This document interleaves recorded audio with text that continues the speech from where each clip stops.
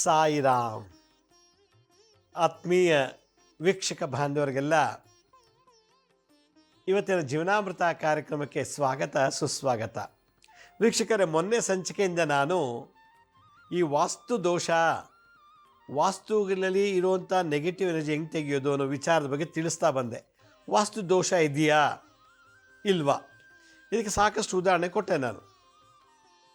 ನಿನ್ನೆ ಸಂಚಿಕೆಯಲ್ಲಿ ನಮ್ಮ ಸುತ್ತಮುತ್ತ ಪರಿಸರದಿಂದ ನಾವು ವಾಸ ಮಾಡೋ ಸ್ಥಳದಲ್ಲಿ ನೆಗೆಟಿವ್ ಎನರ್ಜಿ ಆವಾಹನೆ ಆಗುತ್ತೆ, ಇಂಟ್ರಡ್ಯೂಸ್ ಆಗುತ್ತೆ. ಸುತ್ತಮುತ್ತ ಪರಿಸರ, ಫ್ಯಾಕ್ಟ್ರಿ ಧೂಳಿರ್ಬೋದು, ಫ್ಯಾಕ್ಟ್ರಿ ಶಬ್ದ ಇರ್ಬೋದು, ಎದುರುಗಡೆ ಬಾರು ರೆಸ್ಟೋರೆಂಟ್ ಇದೆ, ಈ ಕಡೆ ಮಾಂಸ ಮಾರಾಟ ಅಂಗಡಿ ಇದೆ, ಮುಂದುಗಡೆ ತಿಪ್ಪೆಗುಂಡಿ ಇದೆ, ಮುಂದುಗಡೆ BBMP ಕಸದ ತೊಟ್ಟಿ ಇದೆ, ಮುಂದೆ ಇನ್ಯಾವುದೋ ಸ್ಮಶಾನ ಇದೆ, ಅದೆಲ್ಲೋ ಮುಂದುಗಡೆ ಒಂದು ಯಾವುದೋ ಒಂದು ಕ್ಲಬ್ಬೋ ಏನೋ ಒಂದಿದೆ. ಅದು ಮಧ್ಯದಲ್ಲಿ ನಾವು ವಾಸ ಮಾಡ್ತಿರ್ಬೇಕಾದ್ರೆ ನಮಗೆ ಭಾಳಷ್ಟು ತೊಂದರೆಗಳಾಗ್ತದೆ, ಇನ್ಫೆಕ್ಷನ್ ಆಗುತ್ತೆ. ಆ ಇನ್ಫೆಕ್ಷನ್ಸ್ ಏನು, ಪರಿಸರದಿಂದ ಬರತಕ್ಕಂಥ ನೆಗೆಟಿವ್ ಎನರ್ಜಿ ನಮ್ಮ ಮನಸ್ಸು, ದೇಹ, ಆರೋಗ್ಯ, ನಮ್ಮ ವ್ಯವಹಾರ ವ್ಯಾಪಾರದಲ್ಲಿ ತೊಂದರೆಗಳಾಗತ್ತೆ. ಅದನ್ನು ನಿವಾರಣೆ ಮಾಡ್ಕೊಳ್ಳೋಕ್ಕೆ ವೀರಭದ್ರ ಗಣೇಶನದೊಂದು ಗಾಯತ್ರಿ ಮಂತ್ರ ಇತ್ತು, ಅದನ್ನು ಹೇಳಿಕೊಟ್ಟೆ ನಾನು ನಿನ್ನೆ ಸಂಚಿಕೆಯಲ್ಲಿ. ಇವತ್ತಿನ ಸಂಚಿಕೆಯಲ್ಲಿ ನೆಗೆಟಿವ್ ಎನರ್ಜಿ ಜೊತೆಗೆ ಹಿಂಗೆ ಹೋರಾಟ ಮಾಡೋದು ಅಂತ. ಈಗ ನಾನು ಈ ಮನೇಲಿ ವಾಸ ಮಾಡ್ತಾಯಿದ್ದೀನಿ. ಈ ಮನೇಲಿ ವಾಸ ಮಾಡ್ತಿರ್ಬೇಕಾದ್ರೆ ನನ್ನ ಜಾತಕದಲ್ಲೇ ಇರೋ ಗ್ರಹಗಳಿಂದ ನನಗೆ ವಾಂತಿ, ಭೇದಿ, ಜ್ವರ, ಕಾಯಿಲೆ, ಸಾಲ ಜಾಸ್ತಿ ಆಯಿತು, ಮನಸ್ಸಿಗೆ ನೆಮ್ಮದಿ ಇಲ್ಲ, ದೇಹದಲ್ಲಿ ರೋಗ, ಮನಸ್ಸಲ್ಲಿ ಚಿಂತೆ, ದೇಹದಲ್ಲಿ ರೋಗ, ಮತ್ತು ಇದಕ್ಕಿದ್ದಾಗೆ ಕಳ್ತನ, ಇದಕ್ಕಿದ್ದಾಗ ಮನೆಯಲ್ಲಿ ಸಾವುಗಳು, ಒಬ್ಬ ಹುಷಾರಾದ ಇನ್ನೊಬ್ಬ ಮಲ್ಕೊಂಬಿಟ್ಟ, ಅವನು ಹುಷಾರಾದ ಇನ್ನೊಬ್ಬ ಮಲ್ಕೊಂಡ, ಮನೇಲಿ ಒಬ್ಬರಾದ್ಮೇಲೆ ಒಬ್ಬರು ರೋಗ ಬಾಧೆಯಲ್ಲಿ ನರಳ್ತಿರ್ತಾರೆ. ಮನೆ ಯಜಮಾನ ಸಾಲ ಮಾಡಿದ್ರೆ ಒಂದು 5 ಲಕ್ಷ, ಯಜಮಾನಿಗೆ ಗೊತ್ತಿಲ್ಲದಂಗೆ ಅವಳು ಒಂದು 2 ಲಕ್ಷ ಸಾಲ ಮಾಡಿಲ್ಲ. ಯಜಮಾನಿಗೆ ಗೊತ್ತಿಲ್ಲ, ಗಂಡಂಗೆ ಗೊತ್ತಿಲ್ಲ, ಅವಳು 2 ಲಕ್ಷ ಸಾಲ ಮಾಡಿಲ್ಲ. ಯಾಕೆ ಮಾಡಿದ್ರೆ, ನೀವು ತರೋ ಆದಾಯ ಸಾಕಾಗ್ತಿಲ್ಲ, ಅದಕ್ಕೆ ನಾನು ಅವ್ರ ದುಡ್ಡು ತೊಗೊಂಬಂದು ಮಕ್ಕಳು ಫೀಸ್ ಕಟ್ತೆ, ಬುಕ್ ಕೊಡಿಸ್ತೆ, ಏನೋ ಒಂದು ಕತೆ ಹೇಳ್ತಾಳೆ. ಇಲ್ಲಿ ಗಂಡ ಒಂದು ಕಡೆ ಸಾಲ, ಹೆಂಡತಿ ಒಂದು ಕಡೆ ಒಂದು ಸಾಲ. ಇನ್ನೊಬ್ಬರು ಮಗ ಅವ್ನು ಕುಡಿಯೋಕ್ಕೆ, ಡ್ರಗ್ಸ್ ತೊಗೊಳಕ್ಕೆ ಮನೇಲಿ ಕೊಡಲ್ವಲ್ಲ, ಅವನು ಏನು ಮಾಡ್ತಾನೆ, ಅವರು ಇವರು ಚೋಟ ಮೋಟ ಫ್ರೆಂಡ್ಸ್ ಅವ್ರು ಇರ್ತಲ್ಲ, ಅವ್ರ ಹತ್ರ ಎಲ್ಲ ಹೋಗಿ ಸಾಲ ಮಾಡ್ಕೊಂಬಂದ್ಬಿಡ್ತಾನೆ. ಅವನು ಎಷ್ಟು ಸಾಲ ಮಾಡಿದ್ದಾರೆ, ಕುಡಿಯೋದಕ್ಕೆ, ಸೇದೋದಕ್ಕೆ, ಡ್ರಗ್ಸ್ ತೊಗೊಳಕ್ಕೆ, ಎಂಜಾಯ್ ಮಾಡಲಿಕ್ಕೆ 3-4 ಲಕ್ಷ ರೂಪಾಯಿ ಫ್ರೆಂಡ್ಸ್ ಲೆವೆಲಲ್ಲಿ ಸಾಲ ಮಾಡಿಬಿಟ್ಟಿದ್ದಾನೆ. ಇದು ಒಂದು. ಮಗಳು, ಮನೇಲಿ ಒಬ್ಳು ಮಗಳಿದ್ದಾಳೆ, ಅವಳದೊಂಥರ ದರ್ಬಾರು. ಅವಳಿಗೆ ಒಳ್ಳೆ ಚೂಡಿದಾರ ಬೇಕು, ಒಡವೆ ಬೇಕು, ಶೋ ಮಾಡಲಿಕ್ಕೆ, ಶೋಕಿಗೆ ಅವಳಿಗೆ ಏನೇನು ಬೇಕು ಎಲ್ಲ ಬೇಕು. ಅವಳೇನು ಮಾಡ್ತಾಳೆ, ಅಪ್ಪ ಅಮ್ಮ ಕೊಡ್ಸಲ್ವಲ್ಲ, ಅದಕ್ಕೆ ಫ್ರೆಂಡ್ಸ್ ಹತ್ರ ಹೋಗ್ಬಿಟ್ಟು ಅಲ್ಲಿ ಇಲ್ಲಿ ಹೋಗ್ಬಿಟ್ಟು ಲೋನ್ ತೊಗೊಳ್ಳೋದು, ಚೂಡಿದಾರ 1-2 ತಂದುಬಿಡೋದು, ನೆಕ್ಸ್ಟ್ ಮಂತ್ ಕೊಡ್ತೀನಿ ದುಡ್ಡು ಅನ್ನೋದು. ಹೀಗೆ ಅವ್ರು ಇರುತ್ತಲ್ಲ ಫ್ರೆಂಡ್ಸು, ಅವ್ರು ಇರುತ್ತಲ್ಲ ಸೇರಿ 4 ಜನ ಮನೇಲಿ 4 ರೀತಿಯಲ್ಲಿ ಸಾಲ ಬಾಧೆ ಇದೆ ಮನೇಲಿ. ನೋಡಿ, ಒಂದೇ ಮನೆಯಲ್ಲಿ 4 ಜನರು ಸಾಲ ಬಾಧೆ ಇದೆ. ಈ ದೋಷ ಇವ್ರು ಬರೋಕ್ಕೆ ಮುಂಚೆ ಒಬ್ಬರು ಇದ್ರಲ್ಲಿ, ಯಾರೊಬ್ಬ ಸ್ಕೂಲ್ ಟೀಚರು, ಅವ್ರು ಯಾರೂ ಸಾಲ ಮಾಡಿಲ್ಲ, ಚೆನ್ನಾಗಿದ್ದರು, ಸ್ವಂತ ಮನೆ ಮಾಡಿಕೊಂಡು ಬೇರೆ ಕಡೆ ಸ್ವಂತ ಮನೆ ಕಟ್ಟಿಸ್ಕೊಂಡು ನೋಟೋರು ಖಾಲಿ ಮಾಡಿದ್ರು. ಈ ಮನೆಗೆ ಇವ್ರು ಬಂದರು, 1 ವರ್ಷ ಆಯಿತು. ಬಂದಾದಮೇಲೆ ಎಲ್ಲರೂ ಸಾಲಗಾರರು. ಹಿಂದ್ಗಡೆ ಇದ್ದವರು ಇವ್ರು ಬರೋಕ್ಕೆ ಮುಂಚೆ ವಾಸ ಮಾಡ್ಕೊಂಡಿದ್ರು ಒಂದು 5 ವರ್ಷ 6 ವರ್ಷ, ಅವ್ರಿಗೆ ಒಳ್ಳೆ ಸೈಟ್ ತೊಗೊಂಡು ಮನೇನೂ ಕಟ್ಸ್ಕೊಂಡು ಹೊಟ್ಟೋಗ್ಬಿಟ್ರು. ಒಬ್ಬ ಯಜಮಾನ ದುಡಿತಿದ್ದ. ಇವ್ರು ಬಂದರು, ಗಂಡ ಹೆಂಡತಿ ಇಬ್ಬರು ಮಕ್ಕಳು. ನೋಡಿದ್ರೆ ಸಾಲ ಸಾಲ ಸಾಲ, ಗಂಡಂಗೆ ಗೊತ್ತಿಲ್ಲದಂಗೆ ಹೆಂಡತಿ ಸಾಲ, ಅಪ್ಪ ಅಮ್ಮಂಗೆ ಗೊತ್ತಿಲ್ಲದಂಗೆ ಗಂಡು ಮಗ ಮತ್ತು ಗಂಡು ಮಗಳಿಬ್ಬರು ಸಾಲ ಮಾಡಿ ಶೋಕಿ ಮಾಡ್ತಾ ಇದ್ದಾರೆ. ಒಂದು ದಿನ ಗೊತ್ತಾಯಿತು, ಮಗ ಸಾಲ ಮಾಡಿದ್ದಾನೆ, ಸಾಲಗಾರ ದುಡ್ಡು ಕೊಟ್ಟರಲ್ಲ ಮನೆಗೆ ಬಂದು ಗಲಾಟೆ ಮಾಡ್ತಿದ್ದಾರೆ, ನಿಮ್ಮ ಮಗನಿಗೆ ಸಾಲ ಕೊಟ್ಟಿದ್ವಿ, ದುಡ್ಡು ಕೊಟ್ಟಿಲ್ಲ, ಬಡ್ಡಿನೂ ಇಲ್ಲ ಅಂತೇಳಿ. ಮಗಳು ಚೈನ್, ಒಡವೆ ತೊಗೊಂಡ್ಲು, ಚೂಡಿದಾರ ತೊಗೊಂಡ್ಲು, ಬ್ಯಾಗ್ ತೊಗೊಂಡು, ಸ್ಲಿಪ್ಪರ್ ತೊಗೊಂಡು, ಎಲ್ಲ ತೊಗೊಂಡ್ಲು. ಇವ್ಳಿಗೆ ಎಲ್ಲಿ ಬರ್ತಿದೆ ದುಡ್ಡು ಅಂತ ಒಬ್ರಿಗೆ ಗೊತ್ತಾಗಲಿಲ್ಲ. ಅದಕ್ಕೆ ಅವ್ರು ಕೊಡ್ಸೋದು ಇವ್ರು ಕೊಡ್ಸೋದು ಅಂತ ಹೇಳ್ತಾಳೆ, ಅದೆಲ್ಲ ಸಾಲ ಮಾಡ್ತಾನಿದ್ದಾಳೆ. ಅವರೆಲ್ಲ ಬಂದು ಗಲಾಟೆ, ವಿಚಿತ್ರ. ಮನೆ ಮುಂದೆ ಬರೀ ಸಾಲಬಾಧೆ ಸಾಲಬಾಧೆ, ವೈಬ್ರೇಷನ್ ಹೆಂಗಿದೆ, ಸಾಲ. ಇದು ವಾಸ್ತು ದೋಷ ಅಲ್ಲ. ಇದು ಯಾಕೆ ಇದು ವಾಸ್ತು ದೋಷ ಅಲ್ಲ ಅಂದರೆ, ಅದೇ ಕಿಟಕಿ, ಅದೇ ಬಾಗಿಲು, ಅದೇ ಬಚ್ಚ ಮನೆ, ಅದೇ ಬೆಡ್ರೂಮು, ಅದೇ ಹಾಲು, ಅದೇ ಡೈನಿಂಗ್ ಹಾಲು, ಅದೇ ದೇವ್ರ ಮನೆ. ಒಬ್ಬ ಮೇಷ್ಟ್ರು ಇದ್ರಲ್ಲ, ಅದೇ ಇತ್ತು. ಅವರು ಖಾಲಿ ಮಾಡಿಕೊಂಡು ಹೋದರು. ಯಾಕೆ, ಮನೆ ಕಟ್ಕೊಂಡ್ರು ಹೊಸದಾಗಿ, ಆ ಮನೆ ಬಂದಮೇಲೆ ಹೋದರು. ಅವ್ರು ಹೋದ್ಮೇಲೆ ಏನು ವಾಸ್ತು ಚೇಂಜ್ ಆಗಿಲ್ಲ, ಕಿಟಕಿ ಬಾಲು ಏನು ಚೇಂಜ್ ಇಲ್ಲ, ಮನೆಗೆ ಪೇಂಟ್ ಮಾಡ್ಕೊಂಡು ಇವ್ರು ಬಂದರು. ಬಟ್ ಇವ್ರು ಯಾಕೆ ಮನೆ ಸೈಟ್ ತೊಗೊಂಡು ಮನೆ ಕಟ್ಟೋಕ್ಕಾಗಲಿಲ್ಲ? ಯಾಕೆ ಸಾಲಗಾರ ಆದರು? ಮನೆ ಮಂದಿಯೆಲ್ಲ ಸಾಲಗಾರ ಆಗಿಬಿಟ್ರು. ಹಾಗಾದ್ರೆ ಇದು ವಾಸ್ತು ದೋಷನಾ ಅಥವಾ ನಮ್ಮಲ್ಲಿರೋ ಜಾತಕದ ದೋಷನಾ? ಜಾತಕದ ದೋಷ ಇದು.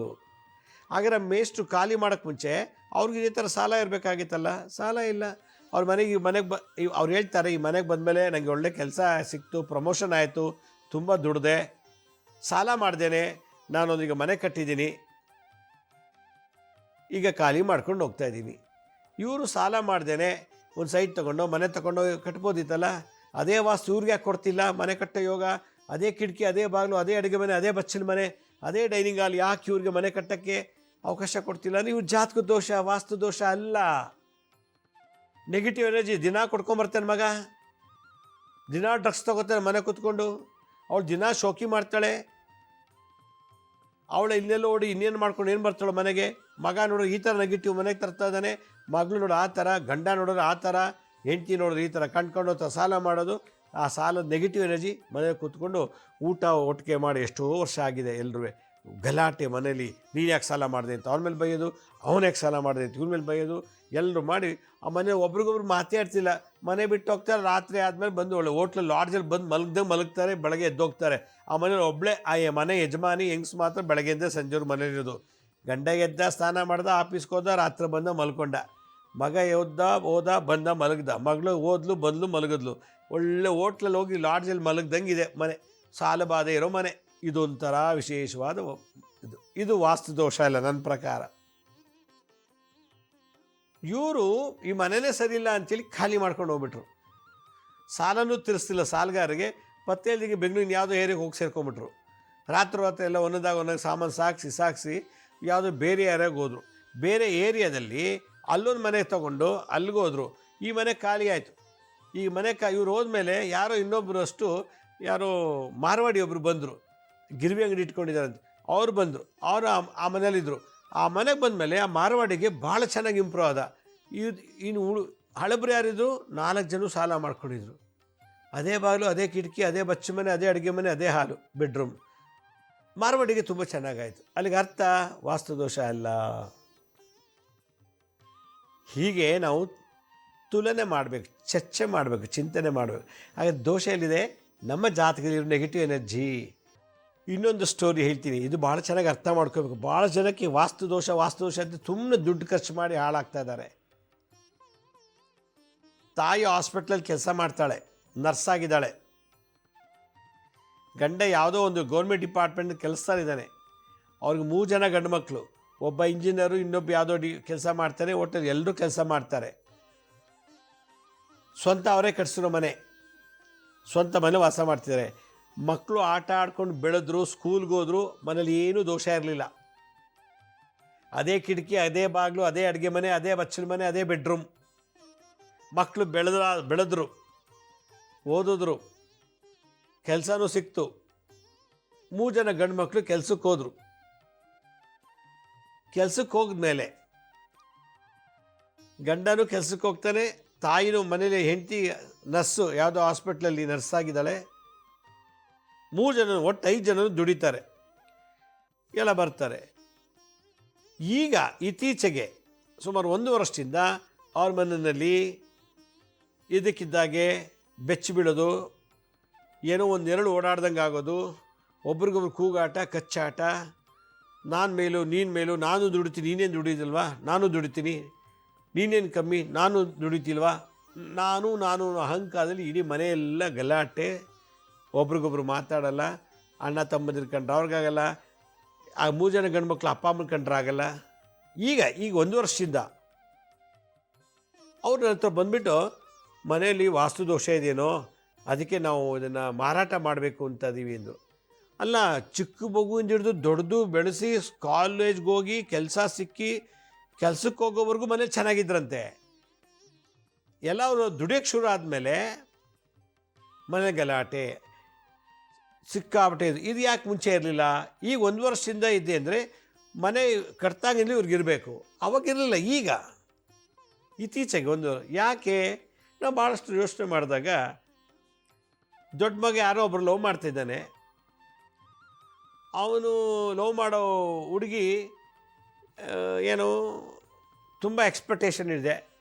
ಅಲ್ಲಿ ಕರ್ಕೊಂಡೋಗು, ಕೂರಿಸ್ಕೊಂಡು ಓಡಾಡಿಸು, ತಿನ್ನಕ್ಕೆ ಕೊಡಿಸು, ಡ್ರೆಸ್ ಕೊಡಿಸು, ವಾಚ್ ಕೊಡಿಸು, ಬಳೆ ಕೊಡಿಸು, ಏನೇನೋ ಕೊಡಿಸು ಅಂತ.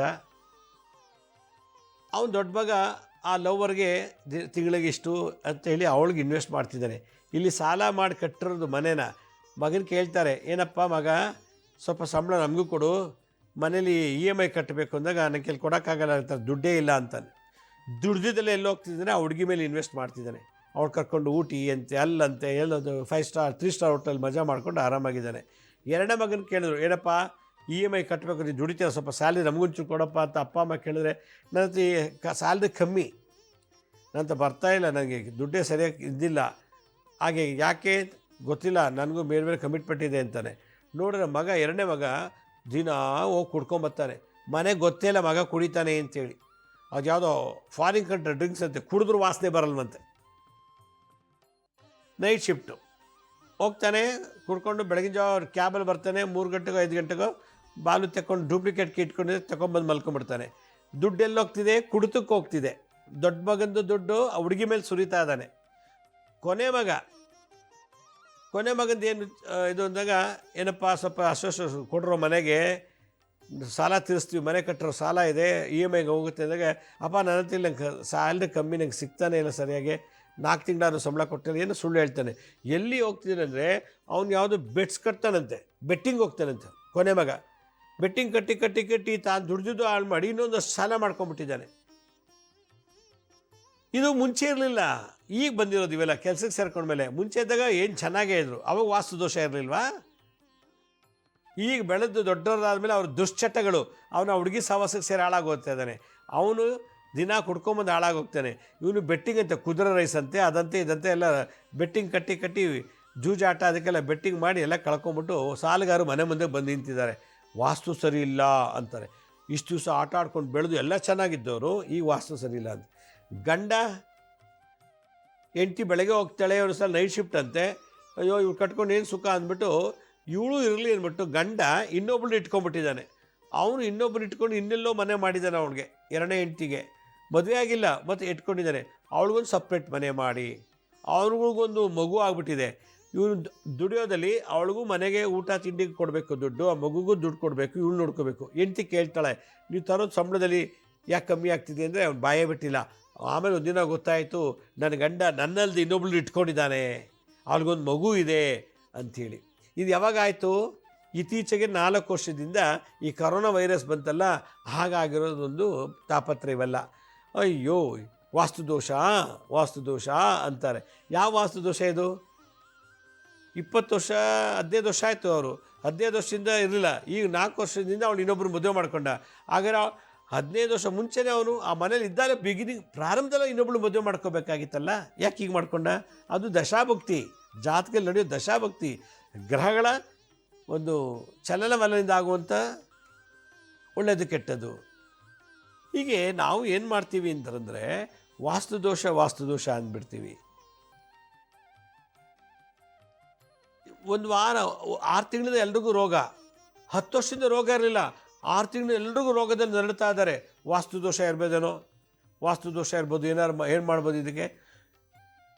6 ತಿಂಗಳಿಂದ ರೋಗ ಅಂದರೆ ಅದು ಹಿಂದೆ 5 ವರ್ಷ 4 ವರ್ಷ 10 ವರ್ಷದಿಂದನೂ ಜ್ವರ ಬಂದು ನರಳಬೇಕಲ್ಲ. ಅದೇ ಕಿಟಕಿ, ಅದೇ ಬಾಗಿಲು, ಅದೇ ಬೆಡ್ರೂಮು, ಅದೇ ಅಡುಗೆ ಮನೆ, ಅದೇ ಟಾಯ್ಲೆಟು, ಬೇರೆ ಏನು ಚೇಂಜ್ ಇಲ್ಲಲ್ಲ. ಈ ಥರ ಹೇಳ್ಬಿಟ್ಟು ನಾವು ಏನು ಮಾಡ್ತಿದ್ದೀವಿ, ವಾಸ್ತು ದೋಷ ಅಂತೇಳಿ ಅದಕ್ಕೆಲ್ಲ ದುಡ್ಡು ಸುರಿದು ಹಾಳು ಮಾಡಿಕೊಂಡು, ಆ ವಾಸ್ತು ದೋಷ ರಿಪೇರಿ ದುಡ್ಡು, ಅದಕ್ಕೆ ಮಾಡೋವಂಥ ಒಂದು ತಲೆ ತಾಪತ್ರ ಬಗ್ಗೆ ಚಿಂತನೆ ಮಾಡೋ ಆದಷ್ಟು ಟೈಮು ಮತ್ತು ಎನರ್ಜಿ ದುಡ್ಡನ್ನು ಕಣ್ಮುಚ್ಕೊಂಡು ಧ್ಯಾನ ಜಪ ಮಾಡಿಬಿಟ್ರೆ ಎಲ್ಲ ಸರಿ ಹೋಗ್ಬಿಡ್ತದೆ. ಜಪ ಮಾಡಲ್ಲ, ಧ್ಯಾನ ಮಾಡಲ್ಲ. ಅವನು ಯಾರೋ ಬಂದು ಹೇಳಿದ್ರೆ ಟಾಯ್ಲೆಟ್ ಇಲ್ಲಿರಬಾರ್ದು ತೆಗಿರಿ ಅಂತ, ಅಲ್ಲಿರೋವರೆಗೂ ಚೆನ್ನಾಗೇ ಇದು. ತೆಗೆದ್ಮೇಲೆ ಒಬ್ಬೊಬ್ರಿಗೆ ತೊಂದರೆ ಆಗಿ ಎಲ್ಲ ಕೆಲಸ ಕಳ್ಕೊಂಡು ಈಗ ಬೆಂಗಳೂರು ಸಿಟಿ ಖಾಲಿ ಮಾಡ್ಕೊಂಡು ಹಳ್ಳಿಗೆ ಹೋಗಿ ಸೇರ್ಕೊಂಡ್ಬಿಟ್ರು ಆ ಟಾಯ್ಲೆಟ್ ಬದಲಾವಣೆ ಆದಮೇಲೆ. ನೋಡಿ, ಇದು ಯಾವುದೋ ಒಂದು ಎನರ್ಜಿಗೆ ಅದು ಅಡ್ಜಸ್ಟ್ ಆಗಿತ್ತದು. ಇದೆಲ್ಲ ನೋಡಿದಾಗ ವಾಸ್ತು ದೋಷ ಇದೆ ಅಂಥೇಳಿ ನಾವು ತಪ್ಪು ದಾರಿಗೆ ಇಳಿದು ತಪ್ಪು ಮಾಡಿಕೊಂಡು ಎಲ್ಲ ಕೆಟ್ಟು ಮಾಡಿಕೊಂಡು ಇರೋದು ಕಳ್ಕೊಂಡ ವೀರಭದ್ರ ಅಂಥೇಳಿ ಎಲ್ಲ ಕಳ್ಕೊತಾ ಇದ್ದೀವಿ. ನಮ್ಮ ಮನೆ ಒಳಗೆ ನೆಗೆಟಿವ್ ಎನರ್ಜಿ ಇದ್ದರೆ ನಮ್ಮಿಂದನೇ ಸೃಷ್ಟಿ. ಮನೇಲೇ ದಿನ ಕೂತ್ಕೊಂಡು ಕುಡಿತಾನಪ್ಪ ಮನೆ ಒಳಗೆ, ಕುಡಿದ್ಬಿಟ್ಟು ಏನೋ ಹೊಲ್ಸು ಮಾತಾಡ್ತಾನೆ, ಆ ಹೊಲ್ಸು ಮಾತೇ ನೆಗೆಟಿವ್ ಎನರ್ಜಿ, ಅದು ಗೋಡೆಗಳೆಲ್ಲ ಅಂಟ್ಕೊಂಡಿರ್ತದೆ. ಒಂದು ಮನೆ ಒಳಗೆ ಕೂತ್ಕೊಂಡು ಕಾರ್ಡ್ಸ್ ಆಡ್ತಾರೆ, ಮನೆ ಒಳಗೆ ಏನೋ ಕೆಟ್ಟ ಚಟಗಳೆಲ್ಲ ನಡೀತದೆ, ಕೆಟ್ಟ ದುರಂತಗಳೆಲ್ಲ ನಡೀತದೆ, ಮನೆಯೊಳಗೆ ಎಲ್ಲ ಥರ ಅವ್ಯವಹಾರಗಳು ನಡೀತದೆ. ಇಂಥದ್ದೆಲ್ಲ ಅನ್ನೋಗಿಲ್ಲ, ಮನೆಯೊಳಗೆ ಕೊಲೆ ಮಾಡಿಬಿಟ್ಟು ತೊಗೊಂಡೋಗಿ ಬೇರೆ ಕಡೆ ಸುಡ್ತಾರೆ, ಊತ ಹಾಕ್ಬಿಡ್ತಾರೆ. ಈ ಎಲ್ಲ ನೆಗೆಟಿವು ನಮ್ಮಲ್ಲಿರ್ತದೆ. ಒಂದು, ನಾವು ಬೆಳಗ್ಗೆಯಿಂದ ಸಂಜೆ ಹೊರಗೋಗಿ ದುಡಿತೀವಿ, ದುಡ್ಕೊಂಬರ್ಬೇಕಾದ್ರೆ ಮೆಟ್ರಲ್ಲೋ, ಟ್ರೈನಲ್ಲೋ, ಕಾರಲ್ಲೋ, ಬಸ್ಸಲ್ಲೋ, ಆಟೋದಲ್ಲೋ ಎಲ್ಲ ಬಂದುಬಿಡ್ತೀವಿ. ಆಯಾ ಜಾಗದಲ್ಲಿರೋ ವೈಬ್ರೇಷನ್ ಕೂಡ ನಮ್ಮ ಜೊತೆಲೇ ಬಂದುಬಿಡುತ್ತೆ. ಸೈನ್ಸ್ ಹೇಳುತ್ತೆ ಎವ್ರಿ ಮ್ಯಾಟರ್ ಪ್ರೊಡ್ಯೂಸ್ ಎನರ್ಜಿ ಅಂತ. ಎವ್ರಿ ಮ್ಯಾಟರ್, ಪ್ರತಿಯೊಂದು ಪದಾರ್ಥವು ತನ್ನದೇ ಆದ ವೈಬ್ರೇಷನ್ ಪ್ರೊಡ್ಯೂಸ್ ಮಾಡುತ್ತೆ. That vibration produces lot of good and bad energies ಅಂತ ಹೇಳ್ತಾರೆ. ಆ ವೈಬ್ರೇಷನ್ನೇ ಎನರ್ಜಿ ಅಂತಾರೆ. ಉದಾಹರಣೆಗೊಂದು ಮೊಬೈಲು, ಅದೊಂದು ಮ್ಯಾಟರ್. ಮೊಬೈಲ್ ತನ್ನದೇ ಆದಂಥ ವೈಬ್ರೇಷನ್ ಪ್ರೊಡ್ಯೂಸ್ ಮಾಡುತ್ತೆ. ಒಂದು ಪೆನ್ನು, ಒಂದು ಬಾಚಿಣಿಗೆ, ಅಥವಾ ಇದೊಂದು ಸ್ಪೆಕ್ಸು, ಈ ಸ್ಪೆಕ್ಸು ತನ್ನದೇ ಆದಂಥ ವೈಬ್ರೇಷನ್ಸ್ನ ಪ್ರೊಡ್ಯೂಸ್ ಮಾಡೋದ್ರಿಂದ ನಿಮ್ಮ ಕಡೆಗೆ ಅದು ಸ್ಪೆಕ್ಸ್ ಅಂತ ಕಾಣುತ್ತೆ. ಯಾವಾಗ ಈ ವೈಬ್ರೇಷನ್ನ ಎನರ್ಜಿಯಾಗಿ ಕನ್ವರ್ಟ್ ಆಗುತ್ತೆ, ಯಾವಾಗ ಎನರ್ಜಿಯಾಗಿ ಕನ್ವರ್ಟ್ ಆಯಿತೋ ಅದು ಎಲ್ಲಿ ವೀಕ್ ಇರುತ್ತೋ ಅಲ್ಲಿ ಬಂದು ಸೆಟ್ಲ್ ಆಗುತ್ತೆ, ಎಲ್ಲಿ ಸ್ಟ್ರಾಂಗ್ ಇರುತ್ತೋ ಆ ಎನರ್ಜಿ ಮತ್ತೆ ಪಾಸ್ ಆಗಿಬಿಡುತ್ತೆ ಬೇರೆ ಕಡೆಗೆ. ಈ ರೀತಿ ನಮಗೆ ಎನರ್ಜಿಗಳು ಹೊರಗಿನಿಂದ ಬರುತ್ತವೆ, ಮನೆ ಒಳಗಿರೋ ಕುಟುಂಬ ಸದಸ್ಯರುಗಳಿಂದ ಬರ್ತದೆ. ಇದೆಲ್ಲಕ್ಕಿಂತ ಹೆಚ್ಚಾಗಿ ಮಾಟಮಂತ್ರ ತಂತ್ರ ಬಾಧೆಗಳನ್ನು ನಮ್ಮ ಮನೆಯೊಳಗೆ ಸೇರ್ಕೊಂಡ್ಬಿಡ್ತವೆ. ನಮ್ಮ ದುರಭ್ಯಾಸವೇ ನಮ್ಮ ವಾಸ್ತುನ ಹಾಳು ಮಾಡೋದು. ನಮ್ಮ ಕುಡಿತ, ಸ್ಮೋಕು, ಡ್ರಗ್ಸು, ಮನೆ ಒಳಗೆ ಕುಡಿಬಾರ್ದು, ಸ್ಮೋಕ್ ಮಾಡಬಾರ್ದು. ಮನೆ ಒಳಗೆ ಜೀವನ ನಡೆಸಬೇಕು. ಮನೆನ ಬಾರ್ ಮಾಡ್ಕೋಬಾರ್ದು, ಮನೆನ ಸ್ಮೋಕಿಂಗ್ ಝೋನ್ ಮಾಡಬಾರ್ದು, ಮನೆಯನ್ನು ವೈಶ್ಯವಾಟಿಕೆ ಸ್ಥಳ ಮಾಡ್ಕೋಬಾರ್ದು, ಮನೆನ ಕಾರ್ಡ್ ಸರ್ವರ್ಸ್ ಗ್ಯಾಮ್ಲಿಂಗ್ ಸೆಂಟ್ರಾಗಿ ಮಾಡಬಾರ್ದು. ಹಿಂಗೆ ಪಾಂಡವರು ಹಾಳಾಗೋದ್ರು. ಪಗಡೆ ಆಡ್ತೇಲಿ, ಗ್ಯಾಮ್ಲಿಂಗ್, ಇವೆಲ್ಲ ಕಾರ್ಡ್ಸ್ ಆಡೋದು ಮನೇಲಿ. ಯಾರ ಮನೆಯಲ್ಲಿ ಕುಡಿತ ದಿನ ಇರ್ತದೋ, ಯಾರ ಮೇಲೆ ದಿನ ಸ್ಮೋಕ್ ಮಾಡ್ತಾರೋ, ಯಾರ ಮೇಲೆ ಕೆಟ್ಟ ಚಟಗಳಿಂದ ಅನೈತಿಕ ಸಂಬಂಧಗಳು ನಡೀತದೋ, ಯಾರ ಮನೆಯಲ್ಲಿ ಹಲವಾರು ಪ್ರಾಣಿ ಬಲಿ ಮಾಡ್ತಾರೋ, ಮನೆಯೊಳಗೆ ಪ್ರಾಣಿನ ಕೂದ್ಬಿಟ್ಟು ಅದು ಸಾಂಬಾರು ಮಾಡ್ಕೊಂಡು ತಿಂತಾರೆ, ಈ ಥರದ್ದು. ಇದೆಲ್ಲ ಅಲ್ದೇ ಇದಕ್ಕಿದ್ದಾಗೆ ಮನೆಯಲ್ಲಿ ಮಾಟಮಂತ್ರ ತಂತ್ರ ಪ್ರಯೋಗದಿಂದ ವಿಚಿತ್ರವಾದ ಘಟನೆಗಳು ಇವೆಲ್ಲ ನಡೀತಾ ಇರ್ತದೆ. ಇದನ್ನೆಲ್ಲ ತೆಗೆದು ಬಿಸಾಕಬೇಕು ಅಂತಂದರೆ ನಾನೊಂದು ಜ್ವಾಲಾಮಾಲಿನಿ ತಂತ್ರಸಾರದಲ್ಲಿ ಒಂದು ಭಾಳ ವಿಶೇಷವಾದ ಮಂತ್ರ ಇದೆ. ಬಿಳಿ ಸಾಸಿವೆ ಕೈಗೆ ತೊಗೋಬೇಕು. ಬಿಳಿ ಸಾಸಿವೆ ಕೈಲಿ ಒಂದು ಚಮಚ ತೊಗೊಳ್ಳಿ, ಒಂದು ನಿಂಬೆಹಣ್ಣು ತೊಗೊಳ್ಳಿ, ಒಂದು ಚಮಚ ಅಥವಾ 2 ಚಮಚ ಬಿಳಿ ಸಾಸಿವೆ, ಒಂದು ನಿಂಬೆಹಣ್ಣು, ಒಂದು 5 ರಿಂದ 6 ಒಣಮೆಣಸಿನ್ಕಾಯಿ ಕುಜ. ನಿಂಬೆಹಣ್ಣು ರಾಹು, ಒಣಮೆಣಸಿನ್ಕಾಯಿ ಕುಜ ಮಂಗಳಗ್ರಹ, ಬಿಳಿ ಸಾಸಿವೆ ಚಂದ್ರಗ್ರಹ. ಮನಸ್ಸಿಗೆ ಶಾಂತಿ ಕೊಡಬೇಕಾ ಚಂದ್ರ, ಬಿಳಿ ಸಾಸಿವೆ. ಹಲವಾರು ನೆಗೆಟಿವ್, ಮಗ ಹೋದ ಅವಳಿಂದ ಅಂದ, ಮಗ ಕುಡ್ಕೊಂಬರ್ತಾನೆ ಬಾರಿಂದ, ಮಗ ಇನ್ನೊಬ್ಬ ರೈಸ್ ಕೋರ್ಸ್ ಅಂತೆ ಬೆಟ್ಟಿಂಗ್, ಅಲ್ಲಿಂದ ಬರೋ ಎನರ್ಜಿ, ಕೆಟ್ಟ ಎನರ್ಜಿನ ರಾಹು ಬಿಸಾಕ್ತಾನೆ, ಅದು ನಿಂಬೆಹಣ್ಣು. ಈ ಕುಜ ಯಾವುದೇ ಮನೆ ಒಳಗೆ ಶಕ್ತಿ ಇದ್ರೂ ಕೂಡ ಹೊರಗೆ ಬಿಸಾಕುವಂಥ ಶಕ್ತಿ ಇರ್ತದೆ. ಕುಜ ಅಗ್ನಿ ತತ್ವ ಇರ್ತದೆ, ಅಲ್ಲಿ ಎಳ್ಕೊಂಬಿಡುತ್ತದು. ಅದರಿಂದ ಒಣಮೆಣಸಿನ್ಕಾಯಿ, ನಿಂಬೆಹಣ್ಣು, ಒಂದು 2 ಚಮಚ ಬಿಳಿ ಸಾಸಿವೆನ 2 ಕೈಲಿ ಇಟ್ಕೋಬೇಕು. ಹೀಗೆ ಓಂ ಕಣ್ಣು ಮುಚ್ಕೊಂಡು ಪೂರ್ವ ಅಥವಾ ಉತ್ತರಕ್ಕೆ ಮುಖ ಮಾಡಿಕೊಂಡು ಓಂ ನಮೋ ಭಗವತಿ ಜ್ವಾಲಾಮಾಲಿನಿ ಗೃದ್ರ ಗಣಪರಿವೃಥೇ ಸ್ವಾಹ. ಗೃದ್ರ ಅಂತ ಬಂತು. ಕ್ಷುದ್ರ ಶಕ್ತಿಗಳಿಗೆ ಗೃದ್ರ ಅಂತೇಳಿ. ಗಣ ಅಂದರೆ ಗುಂಪು, ನೆಗೆಟಿವ್. ಆ ಮಾಟ ಮಂತ್ರದ ಎನರ್ಜಿ, ಅವರ ಎನರ್ಜಿ, ಎನರ್ಜಿ ಎಲ್ಲ ಬಂದುಬಿಡುತ್ತೆ. ಆ ಥರ ಎನರ್ಜಿ ಗೃದ್ರ ಗಣಪರಿವೃತ್ತೇ ಸ್ವಾಹ ಅಂತ ಮಂತ್ರದಲ್ಲಿ ಹೇಳುತ್ತೆ. ಓಂ ನಮೋ ಭಗವತಿ ಜ್ವಾಲಾಮಾಲಿನಿ ಗೃದ್ರ ಗಣಪರಿವೃತೇ ಸ್ವಾಹ. ಓಂ ನಮೋ ಭಗವತಿ ಜ್ವಾಲಾಮಾಲಿನಿ ಗಾ ಬರ್ದು ಕೆಳಗೆ ಗೃದ್ರ ಗಣಪರಿವೃಥೇ ಸ್ವಾಹ. ಓಂ ನಮೋ ಭಗವತಿ ಜ್ವಾಲಾಮಾಲಿನಿ ಗೃದ್ರ ಗಣಪರಿವೃಥೇ ಸ್ವಾಹ. ಈ ಮಂತ್ರನ ಹೇಳಿಬಿಟ್ಟು ನಿಂಬೆಹಣ್ಣನ್ನು ನಿಮ್ಮ ಮನೆ ಮುಂದೆ ಚೆಚ್ಚಬೇಕು. ಮೆಣಸಿನ್ಕಾಯಿ ಮತ್ತು ಬಿಳಿ ಸಾಸಿವೆನ ಈ ದಕ್ಷಿಣ ದಿಕ್ಕಿನಲ್ಲಿ ಒಂದು ಜಾಗದಲ್ಲಿ ಕೆಂಡ ಇಟ್ಬಿಟ್ಟು ಆ ಕೆಂಡದ ಮೇಲೆ ಹಾಕ್ಬಿಡ್ಬೇಕು ಹುಣ್ಣಿಮೆ ಅಮಾವಾಸ್ಯೆ ದಿವಸ. ಕೆಂಡಕ್ಕೆ ಹಾಕಬೇಕು ಒಣಮೆಣ್ಸಿನ್ಕಾಯಿ ಮತ್ತು ಬಿಳಿ ಸಾಸಿವೆ, ನಿಂಬೆಹಣ್ಣು ಮನೆ ಮುಂದೆ ಚೆಚ್ಚಬೇಕು. ಇದನ್ನು ಹುಣ್ಣಿಮೆ ಅಮಾವಾಸ್ಯೆ ದಿವಸ ಮಾಡಿದ್ರೆ ಮಗ ಮಗಳು ಗಂಡ ಹೆಂಡ್ತಿ ಈ ಥರ ಯಾರ್ಯಾರೋ ಬಂಧು ಮಿತ್ರ ಮನೆಗೆಲ್ಲ ಬಂದು ಹೋಗಿರ್ತಾರೆ. ಈ ಮನೆ ಜನಗಳಿಂದಲೇ ತೊಂದರೆ, ವಾಸ್ತುವಿಂದಲ್ಲ. ಮನೇಲಿರೋ ಜನಗಳದೇ ಅಹಂಕಾರ, ಮನೇಲಿರೋ ಜನಗಳಿಂದ ಅಸೂಯೆ. ಈ ಅಹಂಕಾರ ಅಸೂಯೆ ನಮ್ಮ ದೊಡ್ಡ ಶತ್ರು, ಇವೇ ವಾಸ್ತುನ ಡ್ಯಾಮೇಜ್ ಮಾಡೋದು. ಇದನ್ನು ತೆಗೆದಾಕಬೇಕು ಅಂದರೆ ಈ ತಂತ್ರ ಈ ಮಂತ್ರ ಮಾಡಬೇಕು. ಓಂ ನಮೋ ಭಗವತಿ ಜ್ವಾಲಾಮಾಲಿನಿ ಗೃದ್ರ ಗಣಪರಿರುತೆ ಸ್ವಹ. ಗಣ ಅಂದರೆ ಗುಂಪು, ಮಾಸ್ ಜಾಸ್ತಿ, ಅಂಥ ಎನರ್ಜಿನ, ಕೆಟ್ಟ ಎನರ್ಜಿನ ಗುಂಪಲ್ಲೇ ಬಂದಿರುವಂಥದ್ದನ್ನು ಪರಿವೃತ್ತೆ ಸ್ವಾಹ. ಪರಿವರ್ತನೆ ಕ್ಲೀನ್ ಮಾಡಿ ಹೊರಗಡೆ ಉಚ್ಚಾಟನೆ ಮಾಡೋದು. ಇದು ಸಂಸ್ಕೃತ ಅಥರ್ವಣ ಮಂತ್ರ. ಇದು ಜ್ವಾಲಾಮಾಲಿನಿ ತಂತ್ರ ಸಾಲದಲ್ಲಿ ಬರುವಂಥ ವಿಶೇಷವಾದಂಥ ಮಂತ್ರ. ಇದು ಮಂತ್ರ ತಂತ್ರ ಹೇಳಿದ್ದೀನಿ. ಇದಿಷ್ಟು ನೀವು ಮಾಡ್ತಾಯಿದ್ರೆ ಹುಣ್ಣಿಮೆ ಅಮಾವಾಸ್ಯೆಗೆ ಯಾವ ವಾಸ್ತು ಯಾರು ಚೇಂಜ್ ಮಾಡೋಂಗೇ ಇಲ್ಲ. ಎಷ್ಟು ದುಡ್ಡು ಉಳೀತು, ಇರೋ ಮನೆಯೇ ಆನಂದ, ಇರೋ ಮನೆಯೇ ಸ್ವರ್ಗ ಮಾಡಿಬಿಡ್ಬೋದು ಈ ಮಂತ್ರ ತಂತ್ರದಿಂದ. ಅದೆಂಥ ಕೆಟ್ಟ ವಾಸ್ತು ಇದು ಕೂಡ ಅದಕ್ಕೆ ಶಕ್ತಿ ತುಷ್ಟಿ ಪುಷ್ಟಿ ಕೊಟ್ಟು ಕಲಾಶಕ್ತಿನ ತುಂಬಿ ಏನು ಆ ಸಣ್ಣ ಶೆಡ್ಡು ಕೂಡ ಅರಮನೆ ಥರ ಆಗಬೇಕು. ಅರಮನೆಯಲ್ಲಿ ಸಿಗ್ದಿರೋ ಸುಖ ಇಲ್ಲಿ ಸಿಗಬೇಕು. ಆ ಲೆವೆಲ್ಗೆ ನಾನು ನಿನ್ನೆ ಸಂಚಿಕೆ ಇವತ್ತು ಮೊನ್ನೆ ಮಾಡಿದ್ದೆಲ್ಲ ಮಾಡ್ತಾಯಿತ್ತು ಅಂದರೆ ಆ ಹುಣ್ಣಿಮೆ ಅಮಾವಾಸ್ಯೆಲಿ ಭಾಳ ಲಕ್ಸುರಿಯಾಗಿ 5 ಸ್ಟಾರ್ ಏನೋ 10 ಸ್ಟಾರ್ ಹೋಟೆಲ್ ಇದ್ದಂಗೆ ಇರ್ಬೋದು ನಾವು. ಇದು ನನ್ನ ಅನುಭವದ ಮಾತು, ನನ್ನ ಸಂಶೋಧನೆ ಮಾತು ಅಂತ ಹೇಳ್ತಾ, ನಮ್ಮ ಹಳೆ ಸಂಚಿಕೆಗಳು ಯಾರು ನೋಡೋಕ್ಕಾಗಿಲ್ವೋ ನಮ್ಮ ಶಿರಡಿ ಸಾಯಿ ಭಿಕ್ಷಾ ಕೇಂದ್ರ ಮತ್ತು ಹೆಲ್ತ್ ಸೈನ್ಸ್ ಅಂತ 2 ಯೂಟ್ಯೂಬ್ ಚಾನಲ್ ಇದೆ. ಇದ್ರ ಜೊತೆಗೆ SSBK ಜ್ಞಾನೋದಯ ಅಂತ ಒಂದು ಮ್ಯೂಸಿಕ್ ಚಾನಲ್ ಇದೆ. 3ಕ್ಕೆ ಸಬ್ಸ್ಕ್ರೈಬ್ ಮಾಡ್ಕೊಳ್ಳಿ. ಪಕ್ಕದ ಬೆಲ್ ಬಟನ್ ಪ್ರೆಸ್ ಮಾಡಿ. ನೋಡಾದ್ಮೇಲೆ ಲೈಕ್ ಅನ್ನೋ ಬಟನ್ನ ಮರಿದೇ ಪ್ರೆಸ್ ಮಾಡಿ.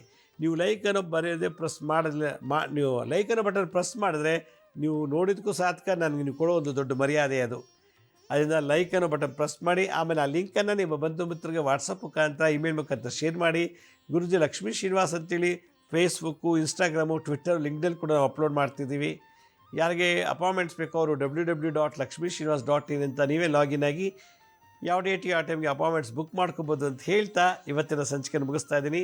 ಇದೇ ರೀತಿ ನಾಳಿನ ಸಂಚಿಕೆಯಲ್ಲಿ ಮತ್ತೊಂದು ವಿಶೇಷವಾದಂಥ ಮಾಹಿತಿಯೊಂದಿಗೆ ತಮ್ಮನ್ನು ಭೇಟಿ ಮಾಡ್ತೀನಿ. ಅಲ್ಲಿವರೆಗೂ ನನ್ನ ನಮಸ್ಕಾರ. ಸಾಯಿರಾಮ್.